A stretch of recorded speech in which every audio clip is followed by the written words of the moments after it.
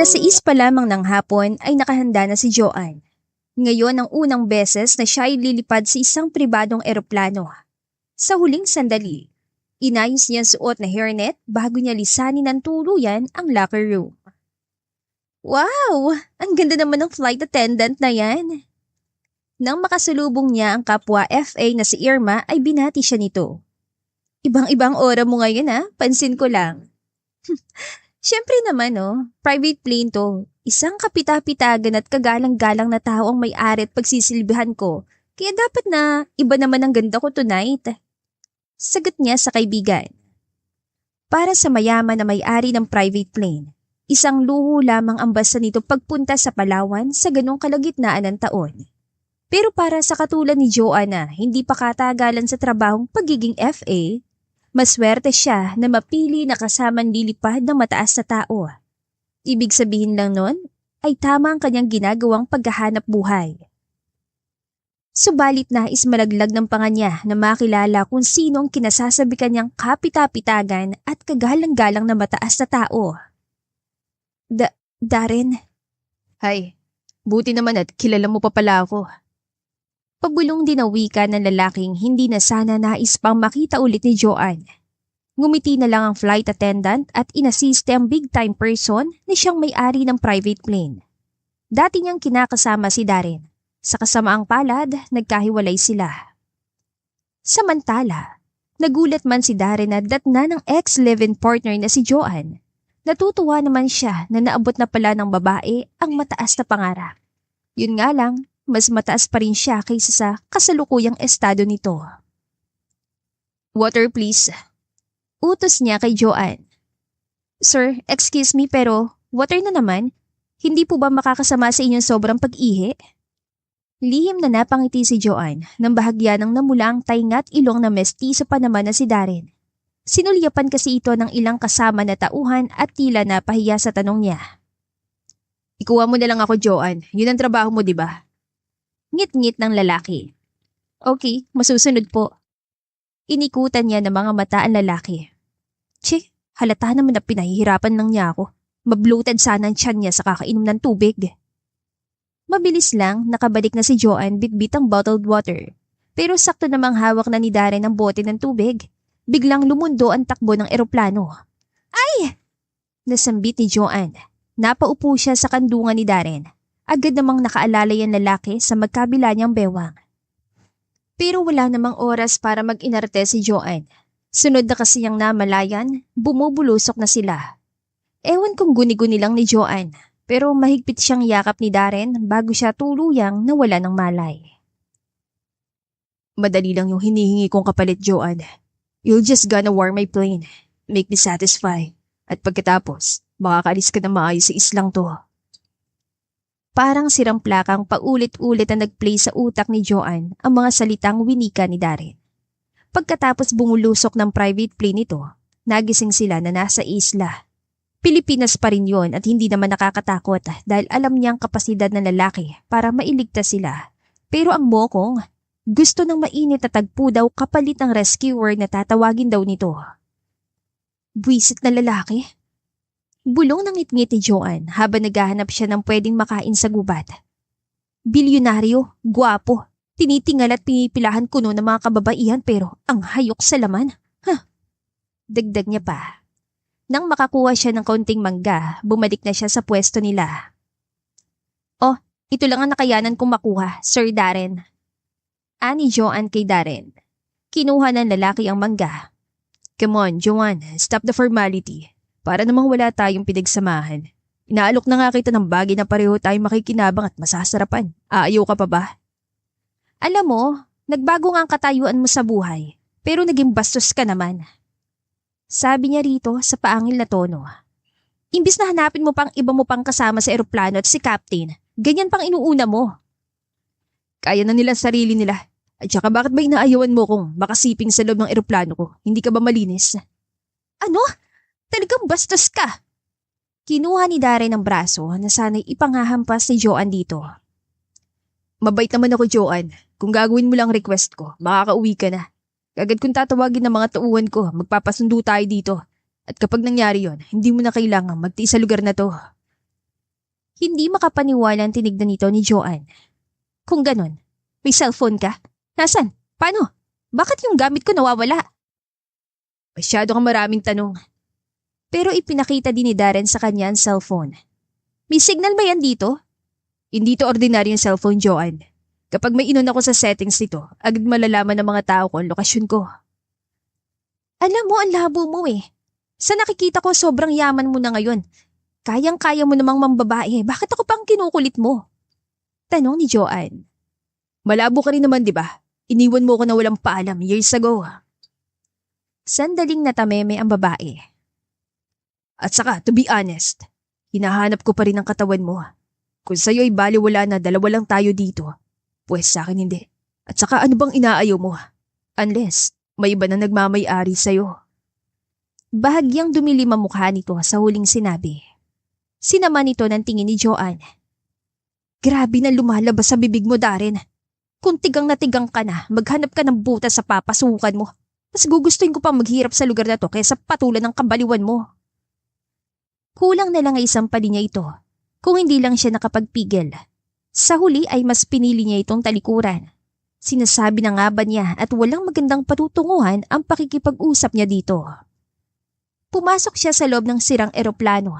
Kapiraso na lang ng eroplano ng lalaki ang kasama nila ni Darren, pero sapat naman para maging kanlungan nilang dalawa habang naroon pa sila.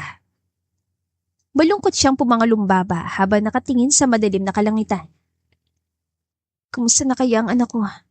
Hindi ko man lang matawagan. Siguradong hinahanap na niya ako. Malungkot na ani Joanne. Lumilipad ang isipan sa anak niyang si Enzo. Subalit bigla siya nagpasalamat na nawala ang mga gamit niya doon dahil kung hindi, makikita ni Darren ang kanilang anak. At sa sobrang yaman at sobrang bastos niya ngayon, hindi niya deserve may pakilala kay Enzo. Muling sambit niya sa sarili. Maya-maya, napansin niyang mahangin na sa labas pero hindi pa rin pumapasok sa kanlungan nilang eroplano si Darren. Bahala na nga siya. Ano bang pake ko kung mahamugan siya at sipunin pa naman siya? At ano ba itong naiisip kong pag-aalala kay Darren? Parang sira nakausap ni Joanne sa sarili. Ay, miss na kita Enzo. Sana maayos ka lang dyan. Ang huling salita ni Joanne na may tinig ang hindi sadyang marinig ni Darren. Parang piniga ang puso niya na tanawin na malungkot na nakatanaw sa kalangitan si Joanne. Kaya lalapitan niya sana ito para sabihing tinawagan na niyang kanyang tauhan para sunduin sila. Ngunit naudlot yon. At ang nasasaktang puso ay napalitan ng galit nang marinig ang sinambitang babae. Pabalyan niyang isinarang ginawa nilang pinto na makapasok siya sa loob. Gumawa yun ng malakas na ingay dahilan para maagaw niyang atensyon ni Joanne. Gulat itong lumingon sa gawin niya. Nagtataka siguro sa kanyang ginawa. Anong problema mo? Ito na nga lang ang nagsisilbi nating tuluyan dito, balak mo pang sirain. Hindi napigilan ni Joanne na singhalan ito. Naku kang lalaki ka ha, hindi ko pa nakakalimutan kung paano mo sinirang pinto natin noon sa inuupahan nating bahay dahil lang sa sumpong mo. Who's Enzo? Your new boyfriend? Bagong asawa? O bagong bibiktimahing lalaki? Siya ba yung ipinalit mo sa akin noon? Kaya bigla ka nalang nawala? Magkakasunod na tanong ng lalaki na hindi pinansin ang sinabi niya. Napamaang si Joanne sa gulat. Hindi niya inaasahan ang sinabi nito. Ano? Mabilis na humakbang ito palapit sa kanya at hinaklit siya patayo. Napangiwi si Joanne sa sakit ng paghigit. Ano ba? Sinubukan niyang itulak ang lalaki pero lalo lamang tong nagalit sa kanyang ginawa. Pumayag ka na lang sa gusto ko, Joanne. Ano pa bang pumipigil sa'yo? Alam naman nating dalawa na. Ako naman ang nakauna sa'yo. Hindi na nito nagawa pang tapusin ang sasabihin dahil malakas siya ng pinadapo ang palad sa pisngi nito. Bumaling pakaliwa ang mukha ni Darren. Ang pisngi ay namumula. Bumakat pa yata ang palad ni Joanne sa lakas ng kanyang pagkakasampala. Sandali silang nilamon ng katahimikan. Tanging mabibigat na paghinga lamang ni Joanne ang maririnig. Mararamdaman doon ang galit na kanyang pinipigilan. Hindi niya matanggap na gano'n na lang siya kung bastusin ng lalaking ito. Ano bang alam nito sa buhay niya para magsalita ito ng gano'n? Alam niyang kasalanan dito. Pero sapat bang dahilan yon para harapan siyang bastos-bastusin? Asan ang dating Darren na nakilala niya? ang lalaking hindi siya kayang saktan. Fine. Wika ni Joanne nang sa wakas ay mahanap ang sariling boses. Bumaling naman ang tingin ni Darren sa kanya. Blanko ang mukha nito kaya hindi masabi ni Joanne kung ano bang tumatakbo sa isipan nito. Pumapayag na ako. Isang gabi lang, Darren. I'm gonna warm your plane and I will make you satisfy. Pero pagkatapos nun, aalisin mo ko sa lugar na to at hindi ka na magpapakita sa akin. Tinigasan niya ang mukha at matapang itong tinitigan sa mga mata. Isang gabi lang. Halos ipagdiinan niya pa yon. Ang akala niya ay matatauhan na ito, pero nabigo siya nang umisilang ang lalaki. Ngise na nagbigay ng kilabot sa buong katawan ni Joanne. Just one night, Joanne, at hindi na kita guguluhin pa. Iyon lang at walang pasabing sinunggaban siya nito ng halik. Marahas at malalim na halik na tila nagpaparusa. Dahil hindi niya yon napaghandaan, ay hindi agad siya nakatugon. Matagal-tagal na rin mula nang mahalikan siya kaya nakalimutan na niya kung paano yun tutugunin. Napasinghap siya nang hapitin siya sa bewang at idikit ang katawan nito sa kanya. Humiwala ito sandali dahilan para makita niyang matinding pagnanasa sa mga mata nito. Response, Joanne, huwag kang tuod dyan. Utos nito at pagkatapos ay muli siyang hinalikan. Dahil ayaw na niyang marami pang marinig dito, tinugunan niya lang ito. Sinabayan niya ang bawat paggalaw ng labi nito. Wala na siyang magagawa, kaya nagpaubaya na lang siya at sumunod sa lahat ng ginagawa nito. Inihiga siya at hinubaran. Pagkatapos ay tumayo ito para pagmasdan siya. Dahil nakaramdam ng hiya, ay tinangka niyang balutin sa kumot ang katawan na agad nitong tinutulan. Don't. It's beautiful. May ningas ng apoy sa mga mata nito nang bigkasin yun. Pagkuway ito naman ang sumunod na naghubad. Kahit nakita na niya noon ang katawan nito, ay hindi pa rin niya maiwasang mailang at huwag itong tignan. Iba noon kaysa ngayon. Noon ay pag-aari ito ni Joanne. Ngayon ay hindi na. At isa pa, ibang tao na rin si Darren ngayon. Look at me, Joanne. I want you to look at me. Maautoridad na utos nito bago ito dahan-dahang pumatong sa kanya.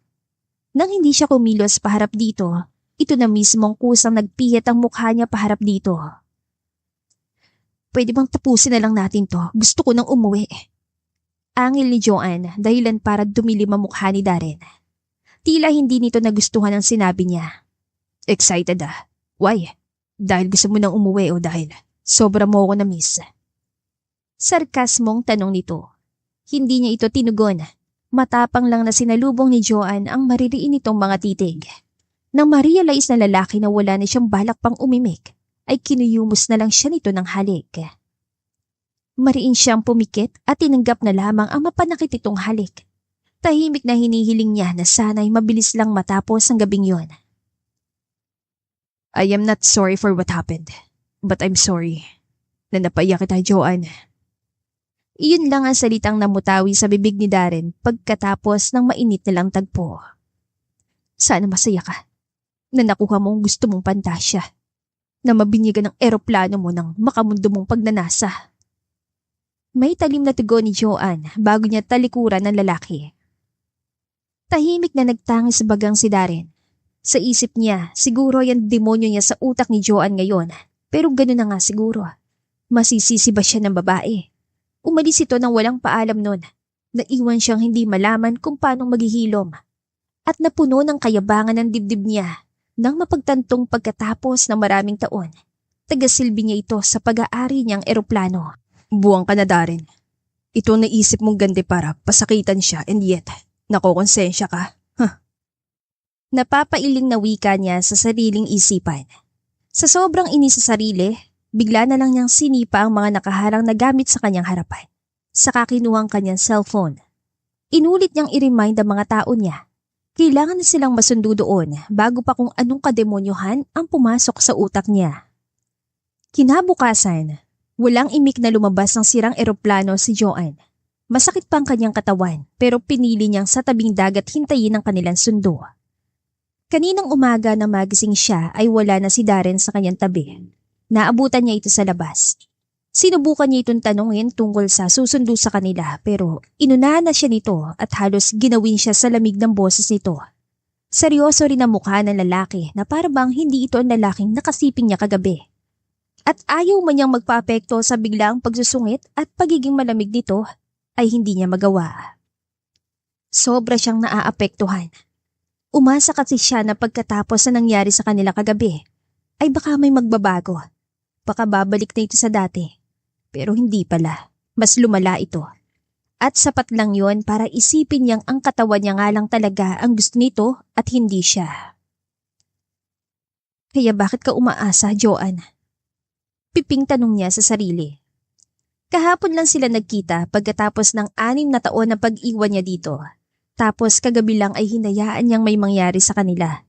At ngayon, aasa siyang babalik ito sa dating Darren? Nababaliw na yata siya. Ilang sandali, napatayo mula sa pagkakaupo si Joanne na marinig ang paglapag ng chopper hindi kalayuan sa pwesto niya. Mula doon ay bumaba ang lalaking hindi pamilyar sa kanya, pero sapat lang para isipin niyang iyon na ang kanilang sundo. Sa tuwa ay masigla siyang tumayo at tinawag si Darren. Darren, nandito na sundo natin! Abot ay nga ang ngiti niya na lapitan niya ang binata. Pero tamad lang na tinignan siya nito at pagkatapos ay nilagpasan siya. Ang ngiti niya ay agad na nabura. Bigla siya nakaramdam ng hiya sa nangyari. Nalingunin niya ito ay kausap na nito ang lalaking bumaba sa chopper. Pagkatapos mag-usap na mga ito ay nauna nang sumakay sa chopper si Darren. Habang ang sundo na tauhan nito ay nakangiting lumapit kay Joanne. Madam, alis na po tayo. Wala na po ba kayong naiwang gamit? Tanong sa kanya. Wala na. Gusto ko nang umuwi. Yun lang at nilagpasan na ito ni Joanne. Nagngingit-ngit siya sa inis. Hindi man ay siya hinintay o niyaya ni Darren na sumakay siya sa chopper at prente nang nakaupo ito doon. Blanko ang mukha. Hindi siya tinapunan ng tingin. Napairap siya. Kung makaakto ito, parang walang ginawa sa kanya kagabi. Gustong-gusto niya itong sumbatan pero pinigilan niya ang sarili. Iisipin na lang niya na ito naman ang gusto niya, ang hindi sila magpansinan. At isa pa, mamaya maghihulay din sila ng landas at hindi na muli pang magkikita. Sa lawak ng Maynila, naniniwala siyang hindi na nga sila magkikita pa, kaya ano pang inaarte niya? Muli na siya napairap sa naisip. We're here. Pwede ka na magbiyahe pa uwi mula dito, Miss F.A. Joanne. Masigilan sabi kay Joanne ang isa sa tauhan ni Darren. Hanggang sa makababa siya ng chopper ay hindi na niya narinig pa ang boses si Darren. Ni hindi siya nito pinigilan. May suot din itong salamin, kaya hindi niya malaman kung tulog ba ito o sadyang ayaw lang siyang pansinin. Pero alin man sa dalawa, dapat ay wala na siyang pakialam. Salamat po. Sabi ni Joanne sa lahat ng mga taong nasa loob ng chopper. May ibinigay na pera sa kanya ang lalaking sumundo sa kanila sa isla. Ayaw man niyang tanggapin ay no choice siya. Hindi siya makakauwi kung wala siyang pamasahe. Sa tuluyang paglayo ng chopper ay siyang pagbigat ng dibdib niya. Baliw ba ako? Bakit mas masakit na makitang ikaw ang lumalayo sa akin ngayon, Darren? Ganito rin ba nararamdaman mo no? Iniwan kita? Tanong niya habang pilit pa ring inaaninag ang papalayong chopper. Hindi niya maintindihan ang sarili. Ang buong akala niya noon ay nakamove on na siya, na nakalimutan na niya ang lalaki. Kaya bakit nagkakaganito siya ngayon? Samantalang, isang gabi lang naman silang nagsama. Bakit parang pakiramdam niya? Ang katumbas ng isang gabing yon ay 1 dekada. Pero bitin na bitin pa rin siya. Umayos ka nga, Joanne. Kalimutan mo na ulit siya dahil siguradong hindi na kayo muli pang magkikita. Ipinilig niya ang ulo at tagpa siya ng umuwi sa kanila. Malayo pa lang sa apartment na inuupahan ay naririnig na niya ang boses ng anak. Napangiti siya na marinig ang bungis-ngis ng bata. Masigla siyang pumasok ng bahay. Bumungad sa kanya nakabukas sa TV. Sa sofa ay nakaupo ang 5 taong gulang na bata. Naglalaro ito habang nanonood ng paboritong cartoons. I'm home! Masayang wika ni Joanna ikinaagaw ng atensyon nito. Lumingon ito sa gawin niya at halos manlaki sa tuwa ang mga mata na makita siya. Mama! Patalo na bumaba sa sofa ang batang lalaki at sinugod siya ng mahigpit na yakap. I miss you, Mama! Lahat ng lungkot, pangungulila at sakit na nararamdaman kanina ay biglang naglaho nang maramdaman ang yakap ng kanyang anak. Ito ang tanging tao na nakakapagpagaan ng kanyang pakiramdam. I miss you too, Enzo. Pinatakan niya pa ito ng halik sa magkabilang pisngi matapos humiwalay sa yakap. And yes, it's her son, Enzo Villanueva. Ito ang tinutukoy niya sa isla na inakala naman ni Darren na lalaki niya. Pasensya na anak ha. Ngayon lang nakauwi si Mama. Nagka-emergency kasi kami sa... It's okay, Mama. Naipaliwanag na po sa akin ni Tita Ninang kung bakit hindi ka nakauwi kagabi. Natigilan siya sa narinig. Naipaliwanag? Paano nalaman ng kaibigan niya? Sa pagkakaalala niya, hindi naman niya ito tinawagan para sabihin na nangyari sa kanya. Bakla, nandyan ka na pala. Kanina ka pa? Mula sa kusina ay lumabas ang kaibigan niya, si Kara. Ang taong nakakasama ng anak niya sa tuwing naka-duty siya. Kakarating lang. Binalingan niya saglit ang bata para magpaalam. Pagkuway nilapitan ng kaibigan at hinigit ito pabalik sa kusina. Kara, paano mo nalaman na nangyari sa akin? Hindi naman kita tinawagan ah. Nagtataka niyang tanong dito. Ngumiti lang ito. Tumawag sa akin yung manager mo. Sinabi na mag-overtime ka nga raw at hindi ka agad makakauwi. Kaya pinaliwanag ko na rin kay Enzo. Bakit? May problema ba? Napamaang siya sa narinig. Ang manager niya? Paano nito nalaman ang nangyari? Maaring kayang sinadya ni Darren ang pagkakatrap nila sa isla? Tumawag si manager sa'yo? Paglilinaw ni Joanne dahil baka namamali lang siya ng dinig. Pero nang tumango ito ay tuluyan na siya ng hina. Kung ganon, pinaglaruan siya ng lalaking yon. Binalak nitong dalhin siya sa isla para magamit ang kanyang katawan. Pero bakit naman ito yun gagawin? Gumaganti ba ito? Napahawak siya bigla sa sentido dahil sa dami ng katanungan sa isip. Pakiramdam niya ay sumakit ang kanyang ulo. Ayos ka lang? Nag-aalala siyang nilapitan ni Kara. Ayos lang. Kailangan ko lang sigurong magpahinga muna. Anya bago ito tinalikuran. Nang mga sumunod na araw ay bumalik na ulit sa normal ang buhay ni Joanne at ng anak. Siya ay patuloy pa rin sa pagtatrabaho at ang anak niya ay kasalukuyan ng kindergarten. Ang kaibigan niya nag-iintindi dito sa tuwing wala siya. Pareho na kasi silang walang pamilya ni Kara. Tuluyan na rin niyang inalis sa isipan si Darren. Pero kahit anong pilit ang gawin niya, may mga gabi pa rin na sumasagi sa isip niya ang namagitan sa kanila noon sa isla. Ang bawat halik at haplos nito sa kanyang katawan ay tila nararamdaman niya pa rin. At naiinis siya sa sarili. Dahil kahit hindi niya aminin, batid niyang hinahanap-hanap niya naman yun. Gusto niya na itong tuluyang makalimutan dahil mukhang nakalimutan na rin naman siya ng lalaki. Hindi na kasi muli pang nagtagpo ang landas nila. Ni anino nito ay hindi na niya nakita pa. Linggo ng umaga, may duty siya pero dahil biglang sumama ang pakiramdam kaya nag-file siya ng 1-week leave. Ilang araw na rin kasi siyang nahihilo at walang ganang kumain. At isa lang ang naiisip niyang dahilan kung bakit niya yun nararamdaman. Naranasan na niya rin ng ganong pakiramdam dati, kaya hindi siya maaaring magkamali sa naiisip. Pero hinihiling pa rin niya na sana mali ang hinala niya. Huwag naman po sana. Mahinang usal ni Joanne habang mahigpit na hawak ang PT. Kanina pa siya sa CR, pero wala pa rin siyang lakas ng loob na tignan ng resulta sa hawak na maliit na bagay. Huminga siya ng malalim upang palakasin ang loob. Pagkuway dahan-dahang tinignan ang resulta ng PT. At sa unang tingin pa lang, halos himatayin na siya nang makumpirmang tama ang kanyang hinala.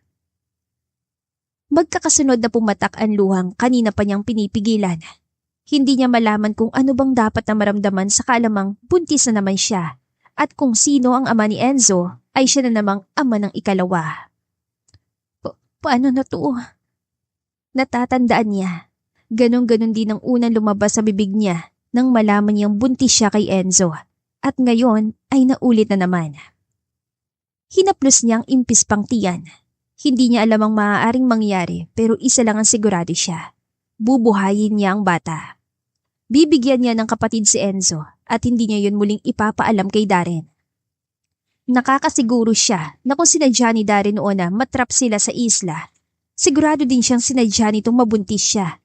At kung totoo man ang hinala niya, kailangan na nilang makaalis sa lugar na yon bago pa siya muling balikan ng lalaki. Akma na siyang lalabas sa banyo nang tumunog ang cellphone. Bagyang nangunot ang noon niya na makitang si Karan tumatawag. Hindi niya rin mawari kung bakit bigla siyang binundol ng kaba. Kara, bakit? Tanong niya agad ang sagutin ng tawag nito. Hello, Joanne?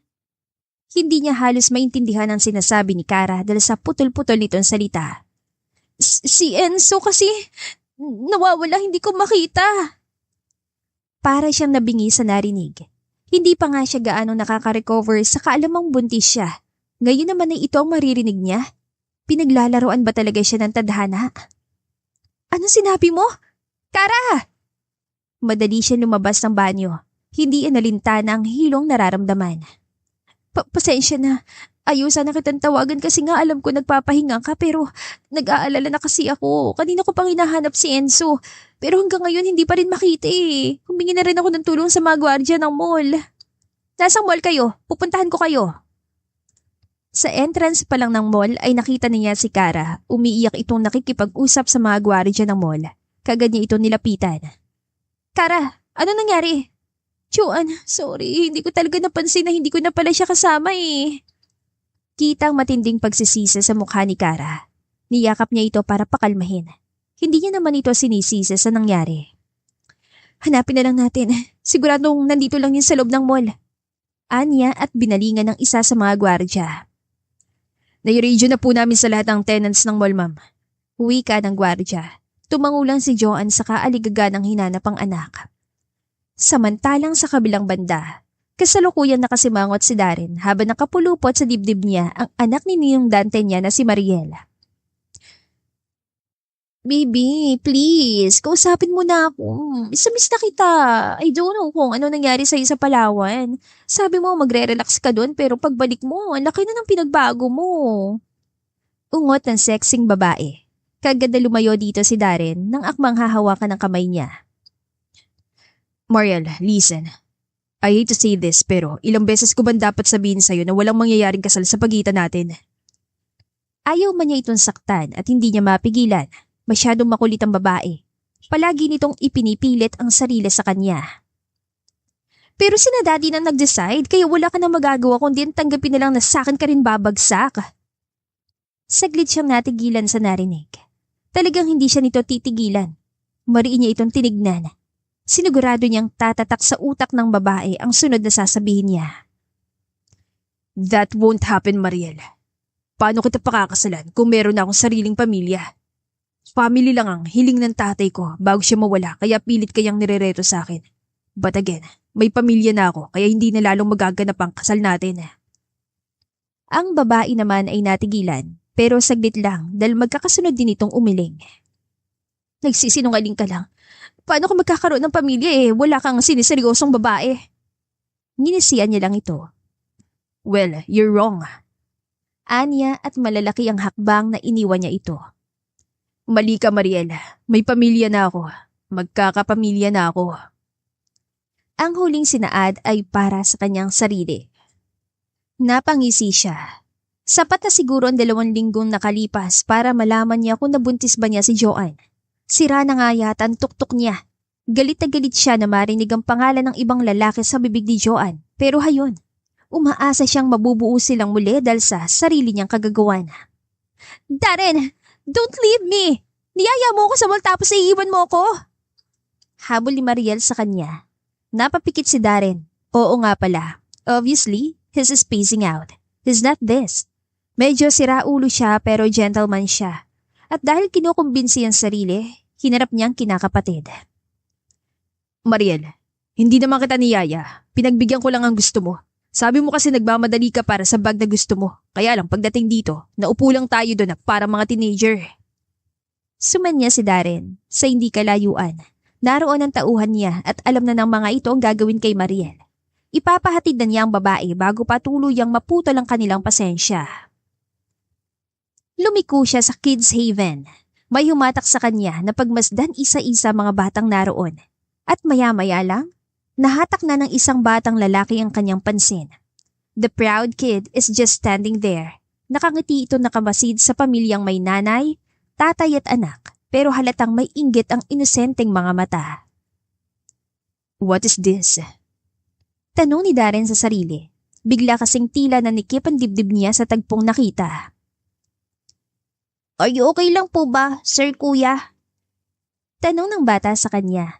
Bigla ng pagkawala ng kulay ng mukha ni Darren.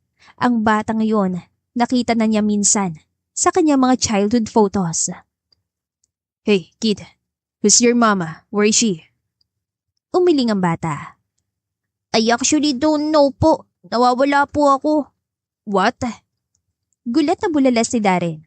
"Okay, what is the name of your mama? Alam mo bang full name niya? At ikaw, anong pangalan mo?" "Yes po. Tinuro na sa school namin yan po. My mama's full name is Joanne Villanueva. And I am..." Naputol ang sinasaad ng bata. Bigla na lamang kasi itong kinarga ni Darren.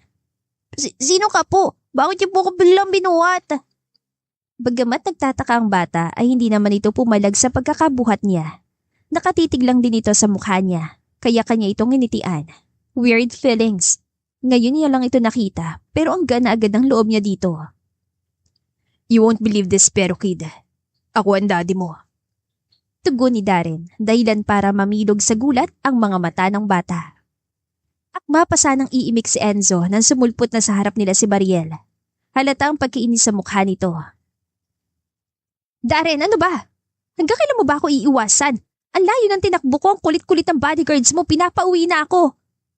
Sumingap ang babae pagdaka.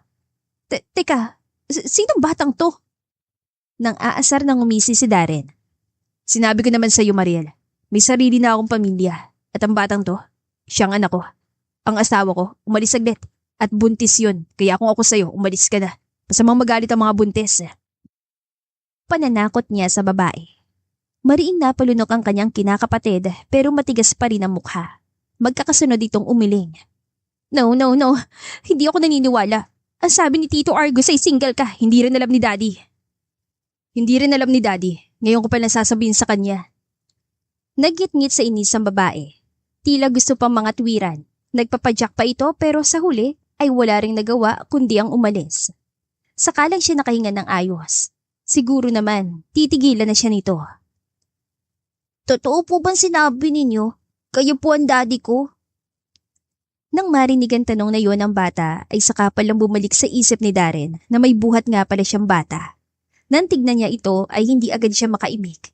Matindi ang pag-asam sa mga mata ng bata. Tila umaasa talaga ito na siyang ama nito at totoo ang sinasabi niya. Akmang ibubukan niya ang bibig na makarinig siya ng pamilyar na boses. "Enzo, anak!" Sabay pa silang napalingon sa pinanggagalingan ng boses. At dinaig pa ni Darren ang ipinako sa kinatatayuan. Ni hindi siya makagalaw at ang mata niya ay hindi maalis ang pagkakatingin sa babaeng dumating. Wala sa sariling ibinaba niyang bata na bigla na lang nagkakawag sa pagkakabuhat niya.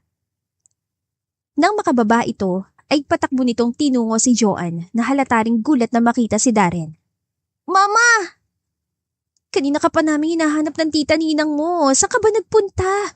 Di ba sabi ko huwag kang lalayo sa kanya?" Ani Joanne sa anak. "I'm sorry mama, kasalanan ko po. Hindi na po mauulit." Tugon ng bata. Nakangiti ito at maaliwala sa mukha. "Huwag na po kayong mag-alala mama, kasama ko naman po si daddy." Dumagundong sa kaban dibdib ni Joanne. Lalo lang yata siya namutla. Anong sinabi mo, Enzo?" Pag-uulit niya. Kahit pa para niya siyang hihimatayin sa kaba, idagdag pa ang nararamdaman niyang tingin mula kay Darren. "Nandito lang po ako kanina buong oras. Nanonood sa mga batang naglalaro ng lapitan niya po ako. Bigla niya po akong binuhat at sinabi pong siya daw po yung daddy ko. Totoo po ba yun, mama?"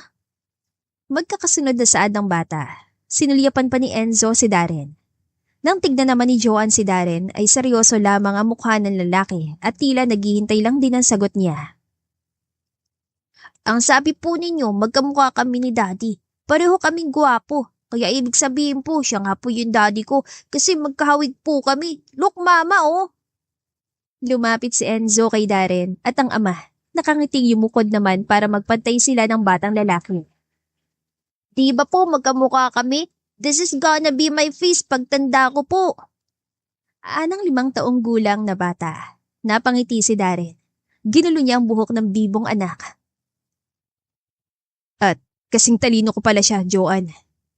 Nang iinis niyang sabi kay Joanne. Lihim na natutuwa si Darren dahil putlang-putla na ang babae. Halatang may tinatago na hindi na malaman kung paanong patuloy pang itatago sa mga sandaling yun. Where's your tongue now, Joanne? Dagdag pa ni Darren. Marahas na lumunok ang babae. Yes, anak.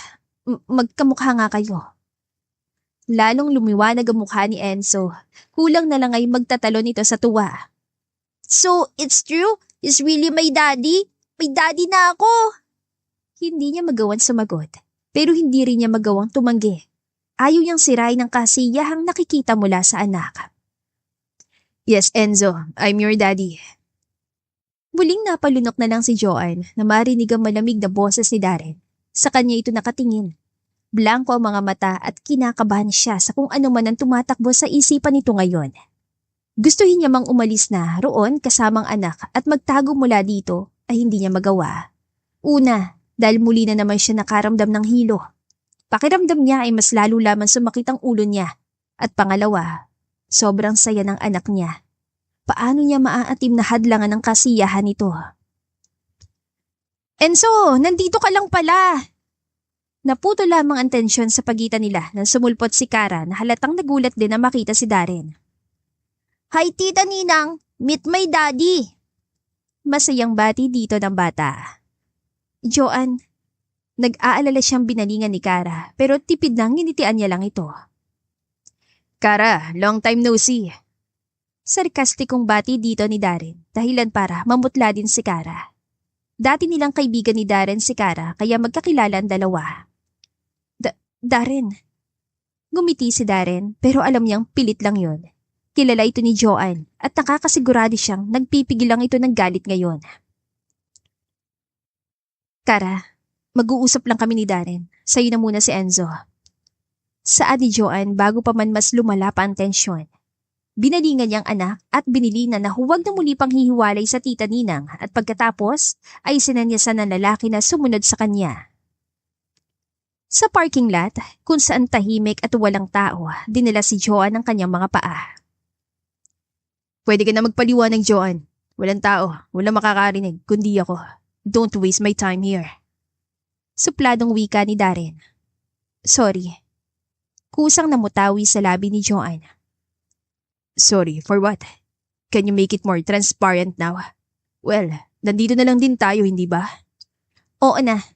Sorry kasi tinago ko si Enzo sa'yo. At sorry sa pag-iwan ko sa'yo nun. Bahagyang tumawa si Darren. Aamin ka ba ngayon na nagigilty ka? Sinusumbatan mo ba ako? No. Gusto kong matapos sa mga sinasabi mo ngayon din. Tiimbagang natugon ni Darren. Alam mo, hindi ka nagbago eh. Inaaway mo pa rin ako sa tuwing naiinip ka, nakakainis ka. Ikaw rin, wala kang pinagbago. Ginagamit mo pa rin yung ganyan mo sa tuwing may pinagtatalunan tayo. Pero hindi mo ko maluloko ngayon. Dapat kang magpaliwanag, Joanne. Ng buong buo. Fine. Nung iniwan kita, hindi ko alam na buntis na pala ako. Late ko nang nalaman. Natahimik na si Darren nang magsimula siya magsalita. Umalis ako kahit ayaw kong iwan ka. Tinatagan ko ang loob ko dahil yun ang kailangan. Sobrang hirap ng buhay natin noon, Darren. Hindi ko alam kung makakaraos pa ba tayo kung ipagpapatuloy ko pang pagsasama natin. Natatakot akong isang umaga. Mamatay na lang tayo ng dilat dahil sa gutom. Tama si Lola. Hindi tayo mabubuhay ng pagmamahal lamang. Kaya nagdesisyon akong sumama sa kanya't iwan ka. Hindi ko na sinubukan pang magpaalam sa'yo dahil alam ko, magbabago lang ang isip ko kapag pinigilan mo ko. Ramdam niya ang pagbigat ng dibdib na maaalala ang naging buhay nila noon ni Darren. Teenager sila nung magpasya silang mag-live-in. Parehong hindi nakatapos ng pag-aaral at pareho na walang matinong trabaho. Hirap sa buhay at nagsisiksikan sa maliit na barong-barong. Pero aaminin niya, ang buhay na kasama ito noon ay isa sa mga masasayang araw niya. Kahit ubod yun ang hirap at puno ng pagkalam ng sikmura. Pero ika nga nila, hindi sapat na masaya ka lang. Hindi sapat ang pagmamahal lang. Kailangan din ng pera at ng matinong trabaho. Kaya sumama ka sa mayaman lalaki, hindi ba? Nasaan siya? Iniwan ka ba niya nung nalaman niyang buntis ka? Mariin at magkakasunod na umiling si Joanne. Nagtataka niya itong tinignan. Hindi ko alam kung saan mo nakuhang ideyang yan, Darren. Pero nagkakamali ka. Wala akong ibang lalaki. Mas lalong hindi ako sumama sa iba. Umalis ako para maipagpatuloy ang pag-aaral ko at para matupad kong pangarap ko. Tila hindi pa rin ito kumbinsido sa naging sagot niya. Kung hindi totoo yan, bakit hindi mo ako binalikan? Natupad ng pangarap mo. Bakit hindi mo man lang pinakilala sa akin ang anak ko? Alam mo ba kung gaano kasakit yun sa akin? Nagbaba siya ng tingin na makitang pamula ng mga mata ni Darren. Alam niyang pinipigilan lamang nitong huwag umiyak at iyon ang ayaw niyang makita. Buisit naman, Joanne. May anak pala ako pero hindi ko alam. Ipinagkait mo siya sa akin. Anong kasalanan ko sa'yo para gawin mo yun? Minahal lang naman kita. Sana man lang noong natupad mo ng pangarap mo, naisipan mong hanapin ako at ipakilala siya. Anak ko rin siya, Joanne. Kasabay ng pagkabasag ng boses nito ang pagragasa ng masaganang luha. I'm sorry. I'm sorry, Darren. No! Mariin itong umiling. Patuloy pa rin sa pagluha pero matigas na ang ekspresyon ng mukha. Kukunin ko siya sa'yo. Ano ko siya at may karapatan ako sa kanya. Sa narinig ay kinakabang tinignan ito ni Joanne, dahilan para masalubong niya ang hinanakit sa mga mata nito. Hindi mo pwedeng gawin yan. Then choose, Joanne. Pakakasalan mo ko o ilalayo ko sa'yo si Enzo. You know my capacity. Natigilan si Joanne at nanlaki ang mga mata sa narinig. Hindi makapaniwalang tinignan niya ito. Seryoso lang ito at walang bahid ng anumang pagbibiro sa kanya. Darren, hindi niya inaasahan ang sinabi nito o baka nabingi lang siya. Bakit naman siya aayain itong magpakasal? Posible bang mahal pa rin siya nito? Sa naisip ay nabuo ang pag-asa sa puso niya dahil kahit matagal silang nagkalayo, ay hindi naman ito nawala sa puso niya. Gusto kong ipakasal ni Daddy sa anak ng kumpare niya at para hindi matuloy ang kasal na yon, kailangan mo akong pakasalan. Pareho tayo makikinabang at mabibigyan pa natin ang buong pamilya sa Enzo. Kagading binawi ang pag-asang nasa puso ni Joanne. Namutawi ang sakit sa kanyang mga mata nang muli itong tignan. Okay na pala kayo ng daddy mo. Kaya pala, bilyonaryo ka na ngayon. Simpleng tango ang tugon ni Darren. Pero tama ba? Gagamitin mo ko. Bakas ang hinanakit sa boses na tanong niya sa lalaki. Ang akala pa naman niya. Hindi naman nagawang sumagot ni Darren. Napahawak si Joanne sa sentido. Ang sakit ng ulo niya ay mas lalo lang yatang lumala. Umiikot na rin ang paligid niya. Mariin siyang pumikit. Napansin naman yon ni Darren. Nag-aalala siya nitong hinawakan sa braso. Ano nangyayari sa'yo, Joanne? Inis si Joanne kaya pinalis niya ang kamay nito.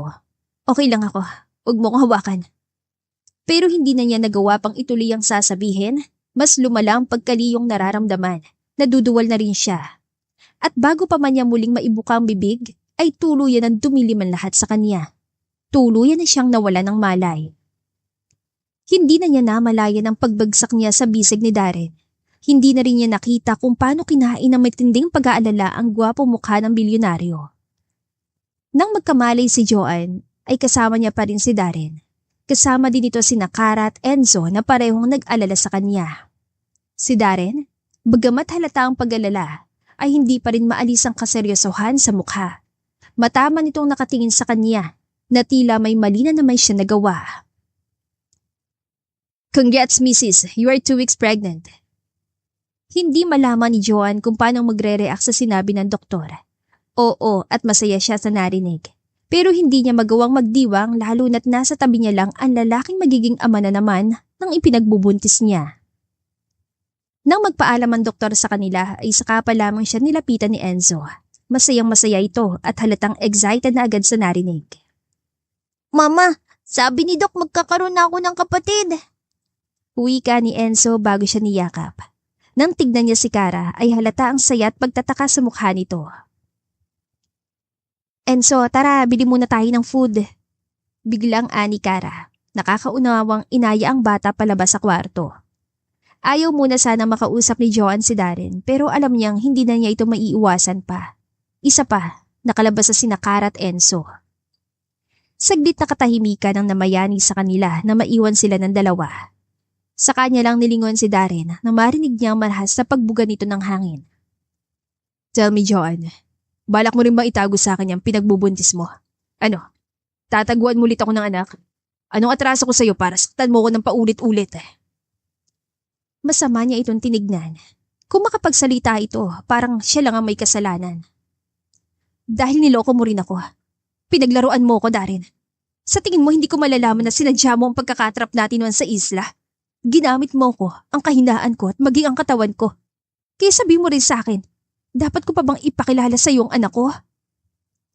Halos manginig siya sa galit at maaalala ang ginawa nito. Hindi niya mapigilan na maging emosyonal. Masisisi mo ba ako, Joanne, kung bakit ko yung nagawa? Kinain ako ng galit. Galit na galit ako nang makita kong pangalan at mukha mo. Galit na galit ako nang malaman ko makakasama kita sa private plane ko.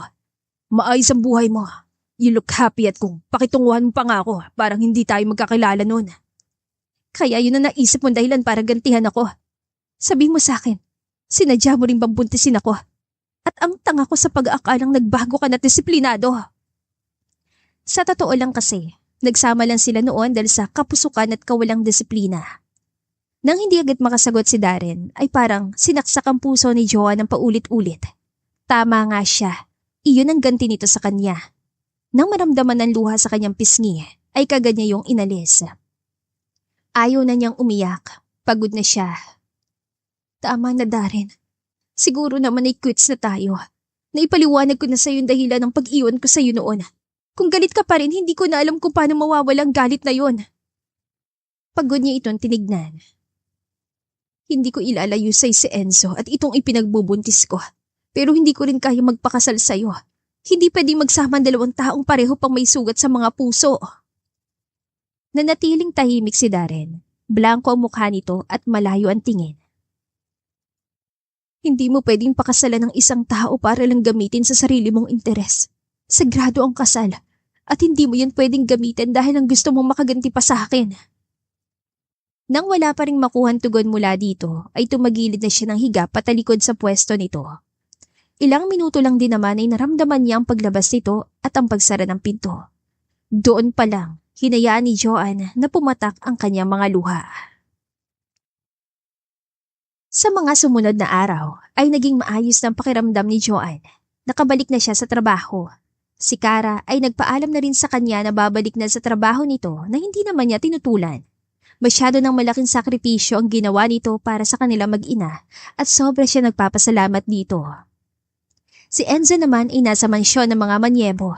Nakilala na rin kasi ito ng lolo nito na ama ni Darren. At tungkol naman kay Darren, nagkausap na sila tungkol sa kanilang anak. Kapag nasa trabaho siya, sa kanya ito iiwan. Pwede na rin itong gampanan ng pagiging ama sa kanilang anak. Hindi na niya ilalayo ang mga bata. At bukod doon, wala na silang iba pang pag-uusapan. At naisip niyang siguro sapat na yun na lang muna ang linawin nila. Hindi na rin siya umaasa pang magkakaroon ng second chance ang love story nila. Pero isang araw ng Biyernes, check up ni Joanne, ginulat siya na sasakyan ni Darren sa tapat ng kanilang gate. Darren, anong ginagawa mo dito? Ay, mga 5 minutes pa lang naman ako naghintay. Naghintay? Nagtataka na tugon ni Joanne. Bakit at sinong hinihintay mo? Bumuga ng hangin na lalaki. Ay, come on Joanne. Don't make this harder for me. Akala mo ba madaling awatin ang sarili na magpunta dito sa'yo pagkatapos kung malaman na may prenatal check-up ka? Mas lalo lang nagtaka si Joanne. Muli naman nagsalita si Darren. Hapin, sasamahan kita sa klinik. Para hindi na masyadong lumawak pa ang diskusyon, sumakay na si Joanne. Mas convenient din naman at hindi na niya kailangan pa mag-commute. Kaya lang, sa loob ng kotse ay tila sinakalis siya. Nagtanggal kasi ng shade si Darren at parang tanga na huminto ang kanyang puso. Parang nag-slow mo ang paligid. Kulang na lang ay tumulo ang kanyang laway. Kung bakit naman kasi, parang ang yaman nito ngayon sa kanyang paningin. May naguudyok pa sa kanya na yakapin ito at singutin ng amoy hanggang sa mawalang bango ng katawan ng lalaki. How's your feeling today, Jo? Napalunok siya. Ang lambing ng boses ito. Saka tinawag siya sa nickname na ito lang ang tanging tumatawag sa kanya. Nakakainis. Ang sarap pa rin noon sa kanyang tenga. Joanne. Untag sa kanya ni Darren. Oo, okay naman. 2 months na tiyan ko. Yung paglilihi medyo nagsasubside na. Good. Kung nagtitipid ka at wala ka pang balak kumuha ng sasakyan, pwede kitang ihatid sundo kada prenatal check-up mo. Nagtaka siya. Ang alam kasi ni Joanne ay CEO ang isang to. Paano mo naman magagawa yan busy kang tao? At saka, kaya ko naman ng sarili. Kaya mo sarili mo kasi sinasabi mo sarili na kayanin ang sarili mo. Ha? Ang sabi ko, masanay ka na sa presensya ko. Basta may kotse ako at wala kang kotse, kaya ihatid sundo din kita. Nagagawa ko nga kay Enzo, sa'yo pa ba? Ano ko rin yung dinadala mo. Right. Mahalaga sa lalaking ito ang mga anak dahil tatay ito. Tama naman. Okay. Pakitabi na lang, Darren. Pwede mo na akong iwan dito. Maayos lang pumarada si Darren. Bumaba na siya at nagtuloy sa klinik pero laking gulat niya nang umagapay sa paglalakad niya si Darren. Sasama na kita sa loob. Anang lalaki. Hindi naman na kailangan, tsaka may trabaho ka pa, di ba? Pwede akong pumasok kahit anong oras ko gustuhin, Joanne. Hindi mo kailangang isipin ang trabaho ko kung yun ang inaalala mo. Tila naiinis ng tugon nito. Pagdating sa waiting area ng clinic, si Joanne naman ang nais mainis. Lahat kasi ng mga buntis at babaeng hindi buntis doon, sinulyapan si Darren. Ganyan ba kapag buntis? Tanong ni Darren. Ano? Ganyan ba ka ako pag buntis? Hindi may tagong feelings. Tumaas ang kilay ni Joanne. Anong feelings ka dyan? Alam mo, nagtataka lang yan sila kasi last time wala naman akong kasama lalaki dito. Pagyak na tumawa si Darren. Sa gulat ni Joanne, kinuha nito ang palad niya at bahagyang pinisil ang kanyang ilong. Yung feelings mo ang tinutukoy ko at hindi ang feelings nila. Halata kasi na nagsiselos ka. Nalaglag ang panga ni Joanne pero hindi na siya nakapagsalita pa dahil tinawag na ng sekretary ang pangalan niya. Napailing at nangiti na lang si Darren nang biglang humiwalay sa kanya si Joanne saka tumalikod na. Doc, magda-Doppler ultrasound po tayo? Akala ko last time sabi mo not necessary naman. Nagtatakang tanong ni Joanne na makitang hawak ng kanyang doktora. Yes, pero today necessary naman. Sagot ng doktora. Na-request ko kay Doc. Singit ni Darren. Kailangan nating ma-sure ang condition ng baby sa womb mo at gusto ko marinig ang weird sounds ng baby. Nag-research kasi ako lately about pregnancy. Yung mga bagay na hindi ko nagawa nun kay Enzo. I wanna do it our second child. Mabilis sa pintig ng puso ang tahimik na sinagot ni Joanne sa sinabi ni Darren. Nasulyapan niya naman na tila kiniligan doktora at ang sekretary nito. At sa sumunod na sandali, nag-init naman ang puso niya. Tahimik na pinakinggan nga ni Darren ang weird na sound ng anak nila habang marana hinahaplos ang kanyang tiyan. Pagkatapos nila sa clinic ay grocery naman siya sinamahan ni Darren. Nagpahatid kasi siya doon at wala na silang stocks ni Enzo. Joanne, may gusto lang akong itanong. Palabas na sila noon ng grocery store. Si Darren ang may hawak ng mga pinamili niya, habang siya naman ang nagpapayong sa kanilang dalawa. Umuulan kasi ng araw na yon. Nilingon niya ito. Bigla ko kasing naalala nung nasa isla tayo. Bakit hindi mo nilinaw sa akin na si Enzo pala'y anak natin at hindi mo lalaki? Nagalit patuloy ako sa'yo. Nagtataka lang ako, bakit hinayaan mo lang na isipin ko lalaki mo yun? Bahagya siya natigilan na maalala ang tinutukoy nito. Iyon yung gabi bago may mangyari sa kanila. Nakakasar ka kasi nun. Ani Joanne na mahinang natawa. Nagpatuloy siya sa paglalakad. Pero nang maramdamang hindi ito nakasunod, ay nagtataka nilingon niya ito. Lalo lang siya nagtaka na makitang sobrang seryoso na mukha nito. Tara na, umuulan! Joanne, nasaktan kita ng gabing yun dahil inakala kong bago mo lalaki si Enzo. I'm sorry. Napalunok siya. Kitang-kita niyang matinding pagsisisi at guilt sa mga mata ng lalaki. Lumapit ito sa kanya nang hindi inaalis ang pagkakatitig sa mga mata niya. I'm sorry, Joanne. Narealize ko lang, hindi pa pala ako nakakahingi ng tawad sa mga kagaguhan kong ginawa. Mali yun, hindi ko dapat ginawa yun. Kaya sana mapatawad mo ko. Sincere ang boses si Darren. Ramdam din niya na pinagsisisihan na nito ang bagay na yon. Kaya sino siya para magmatigas pa?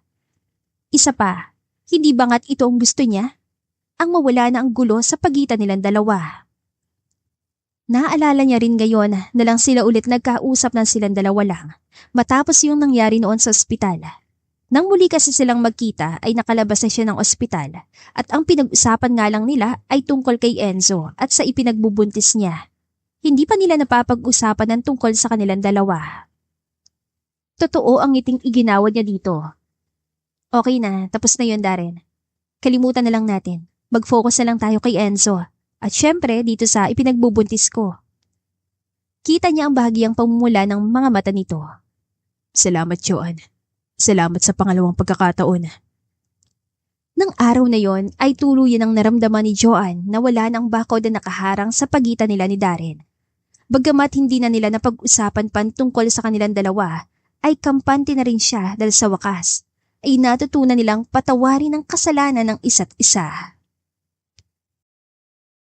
Madilim ang kalangitan. Malakas ang buhos ng ulan na sinabayan pa ng kulog at kidlat. Kasalukuyan naguhugas si Joanne ng kanilang pinagkainan nang pumasok si Enzo sa kusina at tawagin siya.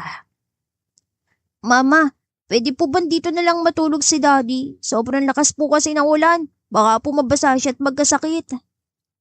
Itinigil niya ang ginagawa at hinarap ang bata. Nakikiusap ang mga mata nito. Ang totoo ay kanina niya pa ring binabalak na sabihan si Darren na doon na magpalipas ng gabi. Nag-aalangan lang siya dahil hindi niya alam kung saan ito patutulugin. Iisa lang ang kwarto sa apartment na inuupahan nila. Sa salas naman ay maliit lamang ang sofa. Wala ring ekstrang banig. Kung meron mang pwedeng ipanlatag ay kumot lang. Pero sapat ba yun? Masyadong malamig ang panahon. Pwede naman Enzo, kaso saan natin patutulugin si daddy mo? Iisa lang ang kwarto natin. Tanong niya dito. Sa tabi po natin. Di ba po ganun naman ang family? Magkakatabi matulog? Hindi siya agad nakaimik. Sakto namang pasok din ni Darren. Narinig din ito ang sinabi ng bata. Uwi na lang ako anak, may payong naman dyan. Sumimangot si Enzo. Pero gusto ko itang katabi daddy. Gusto ko kayong katabi ni mama. Konti na lang ay paiyak na ang bata, kaya wala nang magawa pa si Joanne kundi ang pumayag. Nang gabing yon, sabay-sabay silang nahiga sa kama. Malakas pa rin ang ulan sa labas. Kapag ganun ang panahon ay masarap na ang tulog niya. Pero sa mga oras na yon, hindi niya magawang dalawin ang antok. Mahimbing na ang tulog ni Enzo, pero si Joanne ay nanatiling dilat. Hindi siya mapakali. Sa isiping halos katabi na niya si Darren, ay para siyang aatakihin sa puso. Matulog ka na buntis, masama sa'yo nagpupuyat. Ha? Gulat siyang napalingon kay Darren nang bigla ito magsalita. Gising ka pa pala? Di ako makatulog. Naririnig ko mula dito mga malalim mong paghinga. Tumagilid ito ng higa paharap sa kanya at mataman siyang tinitigan. Tell me Joanne, hindi ka ba komportable na nandito ako? Pwede naman ako umuwi. Bigla naman siya na guilty. Hindi naman sa hindi ako komportable, hindi lang ako sanay, pasensya na. Pero hindi mo kailangang umuwi. Kung ganun, dapat masanay ka na. Dahil sigurado ko, masusundan at masusundan pa ito. Sigurado muling hihiling si Enzo na dito ako patulugin at hindi ko yun kayang tanggihan. Napaisip siya sa sinabi ni Darren. Tama ito. At isa pa Joanne, gusto ko na ring ayusin ang tungkol sa atin. Alam ko, sinabi mo noon na sa mga bata na lang tayo mag-focus. Pero hindi ko yata kayang doon lang. Kung bibigyan mo uli ako ng chance, gusto kong ligawan kita ulit. Nagsalubong ang kanilang mga mata. Sa malamlam na ilaw, nabanahag ni Joanne ang senseridad ng lalaki. Hindi ko yan inaasahan, Darren. Alam ko, hindi ka pa handa. Hindi naman ako nagmamadali. Gusto ko lang ipaalam sa'yo na gusto ko tang ligawan. Hindi mo kailangang ma-stress. Hindi siya makasagot, pero lihim siya napangiti. Ngayon, napatunayan niyang bumalik na nga ang dating Darren. Ang dating Darren na minahal niya.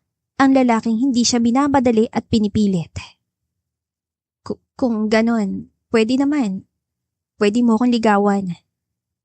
Bigla ang pag-aliwala sa mukha ng lalaki sa narinig. Talaga, pumapayag ang ligawan kita? Pareho nilang natutop ang bibig nang umungot si Enzo. Napalakas kasi ang boses si Darren kaya muntikan nang magising ang bata. Huwag kang maingay. Oo, pumapayag na ako. Pero ligaw lang muna ha. Magkakasunod ditong tumango. Thank you, pangako babawi ako. At iyon nga ang nangyari. Niligawan siya ni Darren. Pakiramdam tuloy ni Joanne ay bumalik sila sa dati nilang buhay. Noon at ngayon ay masugid pa rin itong nanligaw. Dati, pinipitas mo lang ang bulaklak. In fairness naman sa'yo. Biro niya kay Darren ang kunin niya mula dito ang bulaklak na halatang expensive. Pinitas pa rin naman yan ng mga taga-Dangwa. Sabay silang natawa sa corny nitong joke. Hindi rin ito pumapalya sa pagbibigay ng gulay at prutas. Kulang na nga lang ay doon na sa apartment niya tumuloy. Pero syempre, hindi pa pwede. Hanga siya sa lalaki dahil nagagawa nitong pagsabayin lahat. Ang trabaho, oras sa anak nito at nakakapaglaan pa ng oras para i-date siya. Ang takot at agam-agam sa puso ni Joanne ay tuluyang naglaho. Nabalot na yon ng pagmamahal. Pagmamahal na hindi niya akalaing muli niyang maipaparamdam at mararamdaman kay Darren. Sa ika-6 na buwan niyang pagbubuntis, ay siya naman na nag-aya ng date kay Darren. Balak na niya itong sagutin ng araw na yon. Kaya sa tabing dagat niya ito naisipang ayain para romantikang lugar. Magkita na lang tayo sa resort. Sigurado ka ba? Sunduin na lang kaya kita. Pangungulit ni Darren. Napangiti siya at lihim na kinilig ng maulinigan ng pag-alala sa boses ito. Magkausap sila sa cellphone. Tinawagan niya nga ito para sabihing mag-date sila sa bagong bukas sa resort sa kanilang lugar.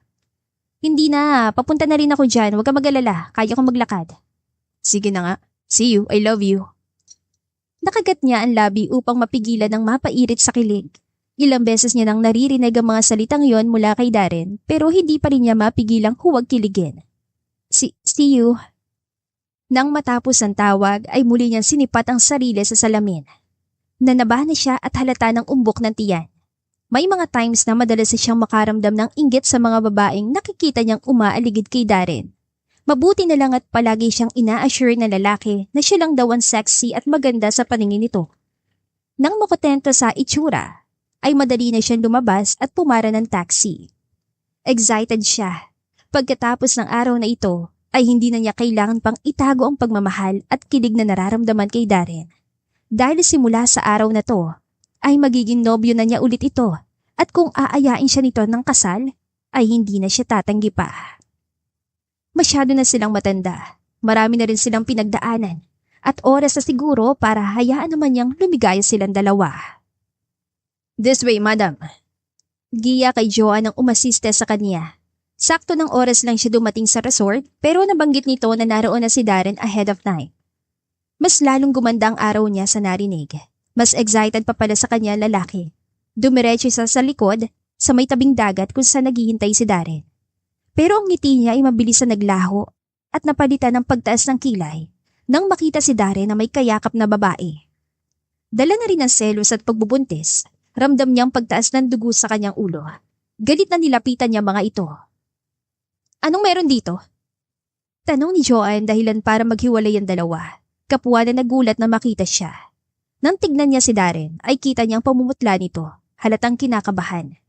Nang balingan naman niya si Mariel ay nakangiti pa ito kaya lalong tumaas ang kilay niya. Congrats buntis! Sabi ni Mariel. Oh, wag mong aawain si Darren ha. Nandito lang ako para sa personal na magpaalam sa kanya. Pupunta na kasi ako ng States at ipinapaubaya ko na siya sa'yo. Sincere naman ang pagkakasabi pero hindi pa rin nagustuhan ni Joanne. Hindi kita tinatanong Mariel at saka wala kang dapat ipaubaya dahil una pa lang sa akin naman talaga si Darren. But anyway, have a safe flight. Inirapan pa niya ito. Napangiwi naman ng babae pero pilit pa rin ngumiti. Sige, una na ako. Anito bago bumaling kay Darren. Sige na Darren, iiwan na kita sa dragon mong asawa. Yun lang at nagmamadali na itong umalis. Gusto niya pa sana itong pigilan dahil anong sinabi nito? Dragon siya? Aba, ang ganda naman niyang dragon. Nang balingan niya si Darren ay nahalata niyang nagpipigil ito ng tawa kaya naiinas na hinampas niya ito sa braso. May nakakatawa ba? Aray naman. Nakangiwing hinaplos na lalaki ang braso. Bakit bang init ang ulo ng soon-to-be wife ko? Nagsiselos ka ba?